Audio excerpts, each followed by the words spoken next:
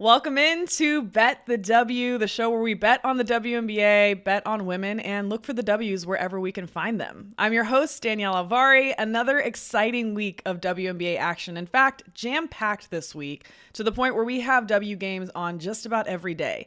Tuesday, Wednesday, Thursday, and Friday this week, plus a full slate of games on Sunday. So lots to get into. And to get into the early week, we have Jim Turvey, incredible betting analyst, on the show today to look at the Tuesday slate of games. We'll have 3 games and then also look ahead to the 2 games on Wednesday as well. And I've completely buried the lead here. We get a WNBA Finals rematch, not once, but twice this week. The Connecticut Sun hosting the Las Vegas Aces. And right now, the Sun are underdogs at home, getting 5.5, even 6 points at this time, which is interesting because leading up to recording this pod, I was texting with friend of the show and friend of myself, Dano Mattia, who's an incredible WNBA fan, bettor, Liberty season ticket holder. And we were commenting on how successful underdogs have been at covering lately, to the point that I thought it's been above average, right? Last Friday, I think every single dog covered in the 4 games that we saw. And Dano said that him and Doug Kazarian, who also bets the W, noticed this, and we're pointing out a statistic, which is underdogs are 13-2 against the spread in the last 15 WNBA games. 13-2. So as a fan, this is really exciting because we're seeing these teams that maybe are getting way too many points and shouldn't be counted out so far, rising to the occasion and covering these spreads. And as bettors, that's even better for us as well because there's money to be made. In fact, there may be a Tuesday game where there is an underdog who might be worth a little sprinkle on the money line. We'll get into that with Jim.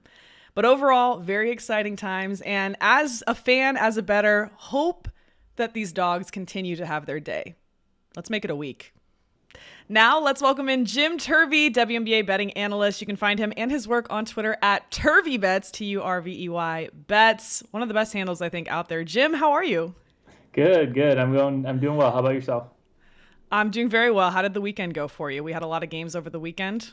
Yeah, it went pretty well for the most part. I think started the season like red hot, especially on some player props. I think those lines were really, really soft to start. Then I had like a 2-night stretch that it seemed like nothing could go right. And it was like one of those like, wait, did they catch up or is this just bad luck? And then the weekend came in and it was mostly a good weekend. So I think we're back on track, which was nice to see.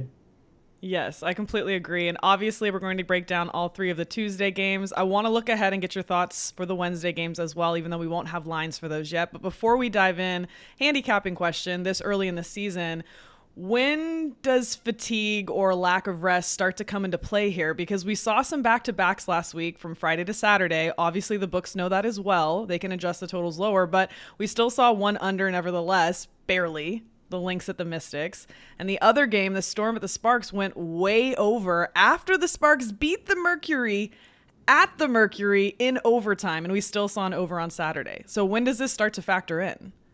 Yeah, fatigue is one of those that's really tough to pin down. I think you can cut it a couple of ways, right? You can say there's going to be tired legs, so shots are going to be front rimming. We're going to see lower scores. You can also say fatigued players on defense aren't going to close out as hard, and it's going to lead to more easily less contested shots that are more likely to go in. So I have not perfected it to be perfectly honest with you. I usually hope that the market is weighing it the correct amount, and then I'm going to use other factors like teams that are strong in the post versus teams that allow points in the paint. Those are the factors that I'm typically looking more at than something like fatigue or rest. We have matchups in the WNBA where teams haven't played in 6 days or something. So it's definitely a factor. It's not one that I would say I have perfected or weigh all that heavily. So I'd be curious your thoughts on it as well. Yeah, I mean, we talk about this a lot. Obviously, the NBA finals are going on right now, too, and the whole rust versus rest thing. I think right now any rest the Heat can get is to their benefit. But we especially need to apply this to the WNBA, right? Because like you said, there's days or there's weeks. There's teams that have been off for 7 days, 6 days, and then there's teams that are playing 3 games in a week. So it's something that you definitely want to pay attention to when handicapping the W specifically, because the schedule is so weird. And to that point, games on almost every day this week. We have Tuesday games, we have Wednesday games, we have one game on Thursday that's going to be a repeat of one of the Tuesday ones, and we have 4 on Friday, and then Sunday is a loaded slate, 5 or 6 games going on. So lots and lots of games, lots of action this week. But I think we were talking about this a little bit before we started recording. I don't know if this fatigue factor is factoring in as early as in the season as we would think. And I know you touched on this a little bit too. You said that there was a statistic about seasons sort of starting faster. Yeah. This was a cool statistic I came across on Twitter from actually I had the handle. We like to saved credit and I want people to here. yes, I definitely want to credit the Yes. person here. While I'm looking for the it's at InPredict, Mike Bowie. Mm. Um, and so he looked at how pace typically starts in a season, and teams are typically playing faster early in the season in the W, which is going to lead to more overs if the market has not baked that in. I think you and I were talking about just before we started that it does seem like it's skewing slightly towards more overs or like Mm-hmm. really hairy unders that are like just barely getting there. So that's something to keep in mind. I don't know if you're prognosticating forward, if you want to, assume that this season will match seasons in the past and that it will start to slow down a little bit. And, to your broader point is some of that, season long fatigue. We know travel is still not Mm-hmm. perfected in the W, far from it. Is this something where as the season goes along, there's just, more and more tired legs, which is slowing teams down, which is skewing towards more under. So it's just something, there's a million different factors to keep in mind when you're capping these games. That's one of them, though. Yeah, definitely. And to that point, let's get into the Tuesday games. This first matchup I want to look at is interesting because for me, the Las Vegas Aces at the Connecticut Sun. The Sun have always been a very impressive defensive team to me, but have always, in the last couple of years at least, strived towards playing quicker. And they have begun to accomplish that, I believe, this year and been a little stronger on offense. Then, of course, you have the lighted up Aces here, and you're seeing totals in the 170s frequently. I'm looking at it now. Only one total was under 170. It was their first opener against Seattle, and it still went over, even though Seattle only scored 64 points. So the Aces got it there themselves. So really high totals, something to keep in mind with these games with the Aces in them especially. And now we're seeing for this one 167.5, which this was what I guessed actually. I've been trying to challenge myself to guess the lines Love before I it. look at them. Nailed this one, was very proud, but I had this line Aces minus 2.5. I gave a lot more respect to the Connecticut Sun, and we're seeing the Aces minus 5.5. What are your thoughts? Okay, we're on very similar pages, even to the point Okay. that I was trying to guess the number as well, and I was Nice. hoping they would put a number in the 170s because I really wanted to take the under here. Same. You talked about that Seattle Storm game where it was the only other game in the 160s, and the Aces dragged it over the finish line themselves. I don't see them doing that against this Sun defense. Sun Mm-mm. defense is really strong, the best in the league against threes as well. We know the Aces. That's a Yep. huge part of their offense. So I was really hoping to get something around like 172.5 to start and bet it under. I think they sniffed that really well. I think that 167.5 is right around where I would have it as well. But to your point, I am also looking at the Sun. I think it's for me. I had it around like 3.5 for the Aces. So I do think there's a little bit of an edge to the Sun here. I kind of think that the Aces might take a little bit of money though, so I'm trying to wait this out right now. If it gets to like 6.5 or 7, I'm definitely Mm-hmm. going to pounce. If it Oh, just yeah. stays 5.5 flat, maybe I'll do like a half unit right before game time. But I'm not rushing into this just yet. I kind of want to see which way the market moves it. Although if you and me are both thinking Sun, I don't know, maybe everyone is, and maybe the Sun will end up this 5.5 won't even last. So I'd be curious to see which way it goes. Absolutely. And for our friends who maybe didn't catch the games over the weekend, the Aces almost were dealt their first loss of the season by the team that was last place last year. So defending champs from last year versus last year's last place team, the Indiana Fever. The Fever led most of that game. They were at home. They were shooting unbelievably. And the Aces just inked it out at the end, just like my live over that I grabbed, which was very, very dicey, but ended up paying off. I guess. I don't know if it was worth the stress. That said, the Aces almost lost to the Fever. So two angles happening here, right? Kelsey Plum, 0 of 6 from 3. You just talked about how the Connecticut Sun are the best three-point defensive team. Not who you want to face when you're trying to get your rhythm back there. They're on the road again, the Aces are. And are the Aces going to be really focused after that close call, and are the Connecticut Sun sort of going into a buzzsaw for that reason? So maybe that's why we're seeing this line not as respectful of how well the Sun have performed to start the season. Yeah, I think at 6-1, they To be honest, both of these teams. So it's a combined what 12-1. I believe the Aces are 6-0, the Yep. Sun are six and Sun only one. lost to the Liberty. The game I was at, Yes, so yes. not to point any fingers, but We know who to blame, or to thank if you're a Liberty fan like myself. So yeah. it is. But neither of these teams, especially of late, have been really running away and hiding. Like these last couple Aces games, they also beat the Dream, but the Dream covered. I think we're seeing. I think it's going to be a tight game. In a tight game like this, if it's out to 5.5, that's well within that weird, funky stuff can happen late in the game. I do think I like the Sun spread probably a little bit more than the money line, even though those usually kind of move in tandem. Agree. Because this is a lower scoring game, I think that's also part of why I lean towards grabbing those points as well. But to kind of like zoom out from a non-betting perspective for a second, this is gonna be such a fun game to watch and such a Oh my fun gosh. duo of games to watch this week as they take each other on. I think early season matchups for both the Aces haven't played anyone in that kind of top tier yet. So this is really going to be kind of their Great first point. test this season of really the teams that we think are going to matter at the end of the season. So it's going to be really fun to watch, and hopefully we'll have something at least on the game to make it even extra interesting. To your point as well, we'll see this game twice, Tuesday and Thursday. I believe both are at the Connecticut Sun. And I love that you pointed out that the Aces haven't really played tough competition yet. Seattle, the Sparks twice, which I'm high on the Sparks. I think they look good. Kurt's doing a good job with them. Same. And they battled through some illnesses also in that little stretch. So maybe the Sparks were the toughest team they faced, even though they almost lost to Indiana. The Lynx, the Dream, Indiana.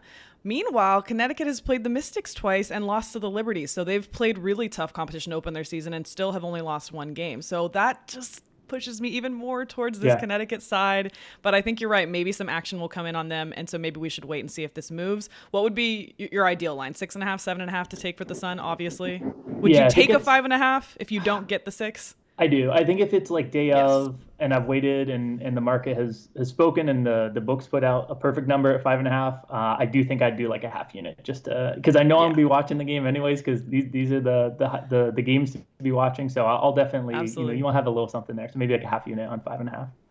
Oof. And that kind of that rematch of last year's finals, maybe a little Yeah. bit of animosity. I think Sun all the revenge. teams are getting up to play the Aces. Oh, The absolutely. Fever Absolutely. obviously showed us. Yeah. The Fever are also back in action. This is one of those betting angles where they're coming off this heartbreaking loss at home. Does that rile them up or is that going to emotionally stunt them here? At Chicago, the Sky are riding high, just beat one of these super teams, the New York Liberty, and they're laying 5.5. You laughed at super team. Do you think this shouldn't be called a super team No, right now? no, no. Sorry, I was laughing previous to that. Oh, okay. Okay. Sky minus 5.5 here. Total of 159 for what we see now. I was way off on this total. Can I tell you? I put this at like 164.5. I thought this would be much more high scoring. And I had the Sky minus 3.5, but we're seeing 5.5. So maybe too high on the Fever for me as a response. But more so just because the Chicago Sky are a little short-handed. They've been doing incredible with what they have. Absolutely incredible. I mean, I believe Annie Costabile, who covers the Sky, tweeted this out. I'm so sorry if I messed up her last name because I'm not positive.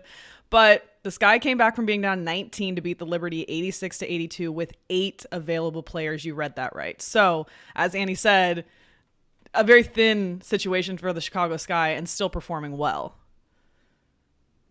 Yeah, it's interesting. So the first game, our two little projected, spreads and totals that we had were very similar. This game, we were very different. I had this. Okay. I was looking at this as another potential under. But right now, where it is, I think it came out around 162.5, and then I think it got bet down already to this. I'm pretty good leaving it. If it's in the 150s, I don't want to bet the under. I agree. I was hoping it would be 160 so we could look under. Yes. Yes, yes. I was hoping that the Sky were going to open as big favorites. I was way off to the other side. I thought they were going to be favored by about 8.5, and I was going to be all over the Fever. I really am impressed with them this season. You kind of talked through, their recent games, but their 4 losses this season are twice to Connecticut. It's okay. It's twice to Connecticut, once to Washington, once to Las Vegas. I had it somewhere, and now They've played all the top 3 teams. It's all the top The 3 Sun, teams. the Aces, the Liberty. Yes. Okay. So those are their 4 losses. Are those super teams? I want to see against the Chicago team. It has been an impressive start to the season for them, but like you said, they are shorthanded. So this is another one where I'm going to wait a tiny bit because, again, I think the Sky might be the team that the public pushes in the direction of Logan. And I want a money line here. I want the Fever on the road going to Chicago. If it gets up to like 250 or You something, want I think I'm going Fever to jump money on. line? I want Fever money line. I have Fever. I think this team is really legit, and I think the market's going to be a little bit behind on them for like a little stretch of time here because I don't think the record is going to match how strong this team actually is. I'm believing in the Fever, which is wild because before the season I was not at this place, but I've been really impressed with what I've seen of them. Even though their record's 1-4, I really think that this is a team that is going to be really pesky and is going to win a bunch of games that they are not favored in this season. Yeah, we call that baby fever on this show. That's what I like to call it because this is a young, fun team in the Fever, and they just showed us that they can run with the big dogs, almost beat the Aces. Of course, Kelsey Plum on a really poor shooting night, but still. Chicago Sky, I agree, performing above expectations, I think. Some of us tried to say that they were in a rebuild mode, and they were very adamant that they were not. They seem, of the teams, I think they have the most dog in them right now. They seem the most competitive to me, especially in the end stretch of these games. Like you said, the total, not interested in it at this number. I would lean over because it's not in the 160s, but it's not something I want to grab. I'd rather bet an under on this, especially because the Chicago Sky defense has been top tier so far. Still shorthanded and have played a lot of games. That's the other thing early in the season. Some of these teams have played, 4 games, as little as 4, and the Sky have played 7. So something to keep in mind, too. Maybe there's a little bit of fatigue there. Are you worried about Kalia Copper's ankle at all? She came back out in the second half, but she did have a little scare in their most recent game. I think she'll be fine. I do think it's something to monitor. I think they wouldn't be at the point of the season to kind of push things if there wasn't a reason to really go for it. And she looked pretty good in the second half there. And obviously a little bit, but I think she's going to be good, and she's been outstanding to start the season. In fact, her player props have been pretty solid looks every now and then. There's one other player prop actually in this game that, ironically, even though I'm on the Fever, I might be looking at Aaliyah Boston under on her points. She's one she's gotten off to a great start, but she's shooting from the field. She's getting double and triple teamed. And she's shooting better from the field than she was in college, which is very difficult to do. Now, she is an amazing player, but it's not even a little bit better. She's shooting notably better. So I think, maybe especially because it's not like she is slipping under the radar on this Fever team. She is still kind of the center of the attention for the opposing team. So I think she's going to come back to earth a little bit. It's not one where I think she's going to come crashing down. I just think she's averaging about 14 a game right now, and I see that more in the 12 range. And when this is a good Chicago front line defensively, like you mentioned as well, Elizabeth Williams is as tough a matchup as you'll find. So even though I do like the Fever, I think the Aaliyah Boston under is one I'm looking at, maybe tied more to the matchup specifically and kind of some of that shooting regression in general. I agree, and I'm glad you pointed out Kalia Copper. Normally, I don't love to look at props for the superstar on the team because it tends to be the sharper line, as we know, but she's one that's been paying off. Her number was at 14.5. That was crazy. Crazy. And so I took that over. It was juiced a little bit, minus 120 when I got to it, but this was the game that she went out in the first half. I believe she had 16 points at the half. So she went over this before she got hurt. So I thought, oh no, I can really be concerned because no, of course. But yeah, so we were really hoping that she would come back in, but by that point she had already hit over on her points prop. So that's important to point out too, is that maybe they're a little too low on her, but the books will adjust. This was the same thing I had to say about Arike, and that's been juiced up to, or, pushed up to 25.5 points a game. So crazier things have happened. Last game on Tuesday is the Los Angeles Sparks at the Seattle Storm. I told you I'm a little high on the Sparks right now. And home series on this one, the Sparks hosted on Saturday. They won 92-85, again, coming off of an overtime win over the Mercury at the Mercury on Friday night. So I don't know how they pulled that off. Now they're in Seattle. The Storm not moving the ball very well, dead last in assists, but that's because there aren't a lot of options. Jewel Lloyd is shining. She's averaging 28.8 points per game. I had to double check that. That was insane. It's wild. What are your thoughts here? Yeah, this is the game that I'm probably the most interested in terms of side Oh, and wow. total. And we were pretty similar first game. We were maybe a little different second game. This is back to lockstep. Sparks are a team that I'm super high on this season as well. I've been betting them a lot, and they've been paying off. I think they have the second best against the spread record to the Sky so far, who you point out. But they kind of have this like underdog mentality. I think that definitely is shining through in that stat there. This number opened at -1. I think it's -3.5 now. But all the books aren't open yet, so I want to see if this across the board is going to open at 3.5, or maybe we can hope something pops around 2.5 or three. Because I have it around 4.5, so I don't hate the 3.5, but you want a little bigger margin than I a had point five here and or a there. half. I Yeah, was see, tinkering between 4.5 and 5.5, and I landed on 5.5. So maybe too high on the Sparks, but three and a half I'm for with them. you. I kind of Yeah. think Kurt Miller has this roster where he has like all these kind of misfit toys, and I don't even mean that as an insult, but I just mean he has so many That makes the best options. Disney movies. Yeah, The Kurt Miller and the Misfits. misfit toys. Have you ever Um, seen Toy Story? Hello. yeah, exactly. Him like being able to plug in like, okay, this player showed me something in practice. This player's hot right now. This player's a good matchup. I really think that the way the roster is built, they haven't even fully, they don't even have Azare back yet, and they've looked pretty solid. NECA seems like she is like in prime NECA mode again. She is absolutely carrying them. After being Um, sick. yeah, after being sick, that's another player prop I'm looking at because there was a game where she played limited minutes. So all of her numbers, she only played 4 games, and one of those games was limited minutes. If you look at when she's playing full time, her numbers are noticeably higher. So that's one where I'm going to be looking at points and rebounds potentially over in this game, especially against a Seattle front line that, you know, it, in theory is a good defensive front line. They really have not shown it in practice though this season. This team defensively is really bad on the perimeter, really bad in the post. I think part of that is that Jewel Lloyd and her 28.8 points per game, she's having to carry everything offensively. And Yeah. if she can lock in and play defense. If she's carrying the team offensively, it's just harder to do to be that intense on both sides of the ball. So I think she's seeing a slight slip in her defense. Yeah, I'm looking at the over in this game as well. You mentioned that Mm. it flew over the last time that these two matched up. There was like both teams shot pretty well from three, so maybe you could say, is that going to happen again? I think it potentially could with these two defenses, as is. Neither is amazing. Both are pretty high in terms of pace, especially the Storm.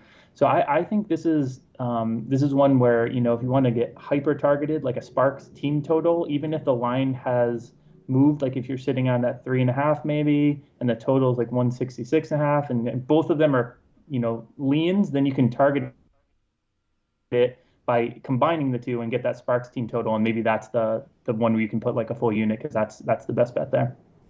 Yeah, I agree. And obviously, we're both high on the Sparks here. I worry a little bit about the defense, which I'm shocked because I thought that, again, the Connecticut Sun were always a really strong defensive team for me, top in those categories, and I thought Kurt would kind of bring that over here. But seeing the Sparks still in 10th in defensive rating right now, perhaps related to who they've had to play out of the gates, obviously really small sample size.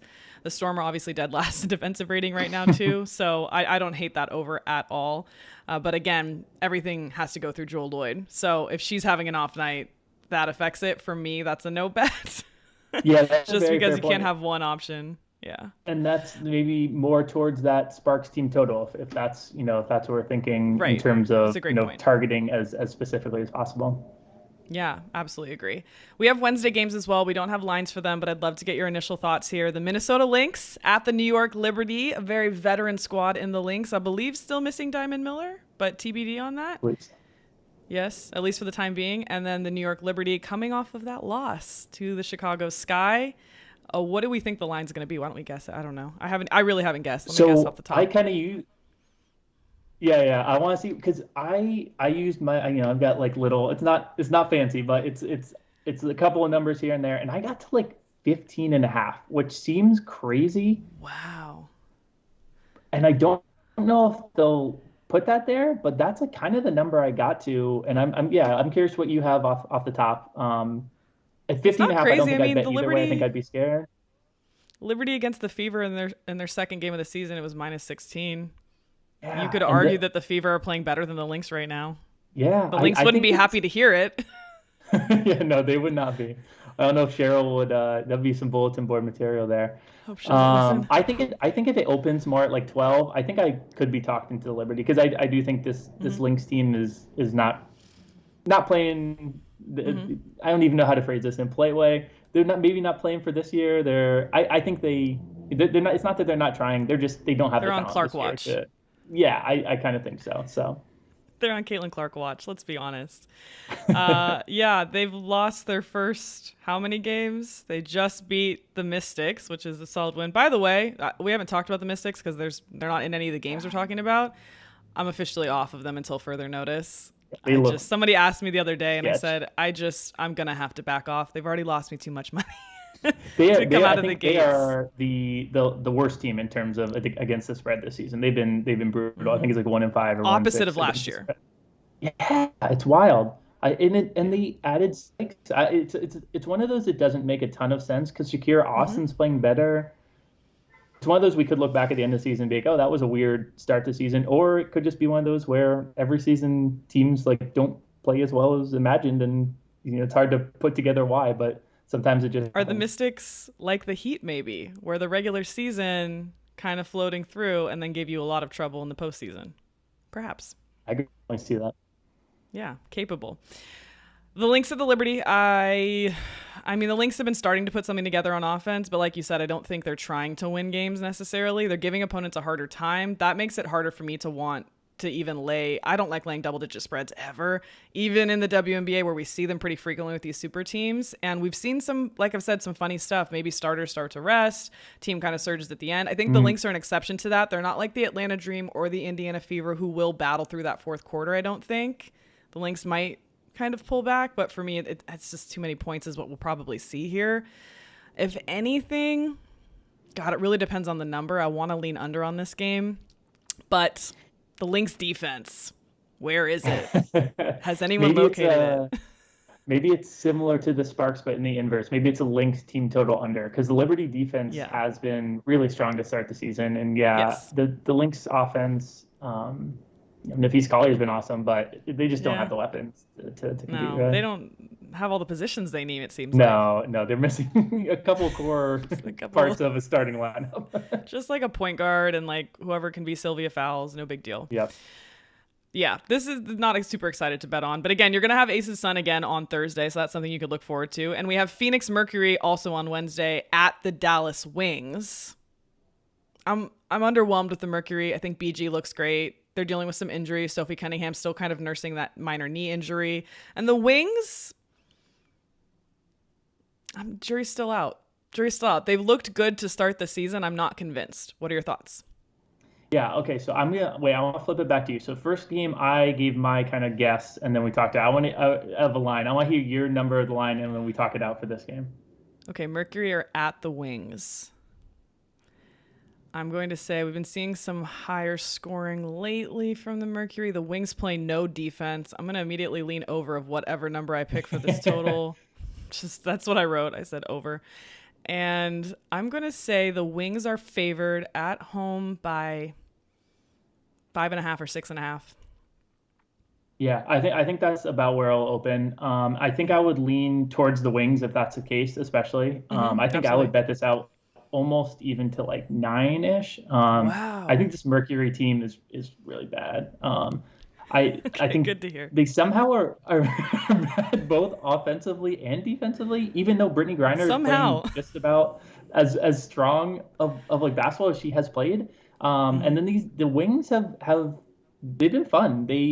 I don't know Yeah. how sustainable it is, but they bumped everyone up a position, and they've got that tiny backcourt with Burton and Dangerfield, and they've got Enrique like playing the three. But I think they're forcing a lot of turnovers. Phoenix is a team that is gonna like give you a turnover and then not really stop you in fast break. So I Too old for agree. that. Yeah, exactly. I wasn't gonna say the person, but yes, that's what I was thinking as well. Not chasing me I down. I lean towards the over as well. And I think based on the number that we both kind of are projecting, I think I'll probably be on the wing side of things. Yeah, and I wouldn't hate an over. We're seeing 4-2 to the over for the Wings to start the season, who have played quite a bit more games, at least not quite a bit, but more games than the Mercury, who have only played 4 so far. Seen 3 overs. We're seeing totals around, I mean, they're going up and up and up, but 160, 163 and a half most recently in the Sparks one that did go to overtime, so that certainly helped that out. But neither of these teams have been covering spreads very well. And I believe the Wings have not covered the spread by like the hook twice already, because I was on one of them. Definitely one that I was on as well. And it was like a matter of like, right? if you got the closing or the like opening number. Yeah. Mm-hmm. Yeah, so I think books are pretty dialed in on where the Wings are at right now. But like you said, I would definitely, if I saw this at a 5.5 or 6.5 on the Wings, I'd be interested. Yeah, same here for sure. Okay, cool. Well, before we let you go, Jim Turvey, one of the things I like to do on the show is your win of the week. It can be betting related or it can be life related, but just a little bit of positivity before we end the show. So what was your win of the week? Would you like me to go first or would you like to go? Yeah, you go first, and I have one, but I want to pull it up to get it correct. So. Okay, so I did not prepare one at all, so I'm going to go off the top here. You know what my win of the week is? I actually got like, this is going to sound insane to some people, but I slept 10 hours over the weekend one night. And it was a huge win because I was traveling the 2 weeks before. I was in Vegas last week doing some stuff with DraftKings, which was very fun. It's a fun job, but you know how travel is. And then the week before I was in New York, also with DraftKings. So really fun opportunities, but draining and switching time zones and stuff. So 10 hours of sleep, my win of the week. Absolutely. And also that live over on Sunday that just barely happened. Those free throws. Shout out. Was that Candace Parker at the end? I believe who got me there. So yeah, I think it was those final 2 to make it to 84. Okay, I'll do a quick life win, which is I got to see Rose Zhang get her LPGA pro debut. She won in her pro LPGA debut. It was in Jersey City. She just come off the college circuit, and she made a pro debut and got the win, which was super cool to see. And then I'm not a big parlay person, but I am trying to sprinkle some in here and there. And so last week hit one towards the end of the week that was pretty nice. It was four parts plus 1564. So it was Brianna Stewart and Erika Gumbawale under on points. So kind of fading those superstar lines that can get inflated at times. The Dream to cover 11.5, and then our beloved Sparks money line. So that was a nice hit towards the end of last week. I'm not often doing parlays, but with W, I feel like it's a little bit more sustainable because I feel like there are edges to be had. So in theory, you're multiplying an edge, not multiplying a hold from the book. So I don't hate one every now and then. So I come in with 10 hours of sleep and he hits a plus 1,500 parlay. So that is where we're at. Make sure you follow Jim Turvey on Twitter if he's going to keep these parlays up. Again, Turvey Bets is the handle. Thank you, Jim. Yeah, thanks so much, Danielle. And we love the W and we like you. If you like us, make sure you follow and rate and subscribe the pod. As always, thank you. And we'll see you back here later this week.